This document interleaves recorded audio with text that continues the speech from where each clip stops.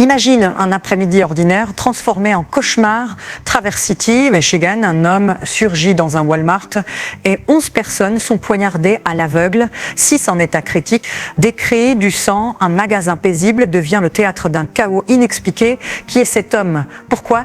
Le samedi 26 juillet 2025, vers 16h43 heure locale, à Traverse City, une cité paisible de 15 à 16 000 habitants sur les rives du lac Michigan, connue pour son festival de cerises et ses plages. Un Walmart comme un autre en fin d'après-midi, un peu avant l'heure de pointe, un individu entre armé d'un simple couteau pliant, un acte qualifié de random par le shérif Michael Shea. Aucune cible prédéfinie, aucune relation avec les victimes. Traverse City est maintenant sous le choc. Comment un tel drame a-t-il pu éclore dans un lieu aussi banal vers 6h43?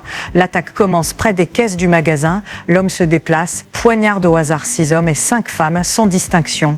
Selon Munsum Medical Center, 11 patients sont pris en charge, 6 en état critique le samedi soir, 5 dans un état grave ou sérieux. 3 ont nécessité une intervention chirurgicale dans la nuit. Des témoins racontent l'horreur, du sang partout, des cris et l'odeur courant dans le rayon pharmacie. En quelques minutes, une équipe de civils s'organise pour intervenir. Comment les victimes et la communauté ont-elles réagi face à cette terreur?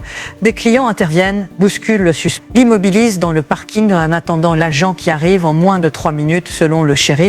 Témoignage de Stephen Carter, il a vu un coup porté à une femme. J'ai d'abord pensé à une attaque terroriste. Tiffany Defel, habitante proche, décrit « J'ai paniqué avec ma sœur, c'est comme au cinéma ». La gouverneure Gretchen Whitmer exprime son soutien aux victimes et salue la rapidité d'action des secours. Le directeur adjoint du FBI, Dan Bongino, annonce que le FBI soutient l'enquête locale. Walmart déclare que la violence de ce type est inacceptable et remercie les civils ayant aidé à maîtriser le suspect. Quel est l'enjeu aujourd'hui? Quels angles et conséquences géopolitiques? Cette attaque rappelle que même les petites villes américaines ne sont plus immunisées contre la violence soudaine. Statistique, les attaques au couteau restent rares aux États-Unis, mais de plus en plus fréquentes dans des lieux publics peu surveillés. Traverse City attire chaque année des milliers de touristes, un lieu de villégiature devenu scène d'horreur. Quel impact sur le tourisme local? Sécurité dans les supermarchés. L'absence de portique de sécurité rend vulnérable aux attaques imprévues. Le FBI implique la question des radicalisations ou des instabilités mentales. Isolé, le suspect, 42 ans, résident du Michigan, apparemment sans casier ni lien connu avec les victimes.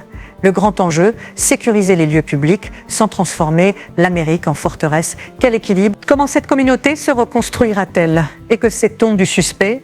L'enquête avance, mais le mobile reste un mystère. Les victimes montrent des signes encourageants de récupération selon l'hôpital. Plus de patients en conditions critiques, désormais 4 en sérieux et 7 en stable. À ce dimanche 27 juillet au matin, la communauté est meurtrie mais unie, civils, secouristes, équipes médicales, élus, tous saluent un acte de solidarité face à l'horreur. Traverse City pourrait devoir affronter un futur incertain entre résilience et peur latente. Qui était vraiment cet homme et pourquoi a-t-il choisi ce lieu, ce jour? C'était Monde Plus, l'actualité mondiale sans filtre. Abonne-toi pour plus de vidéos d'actualité.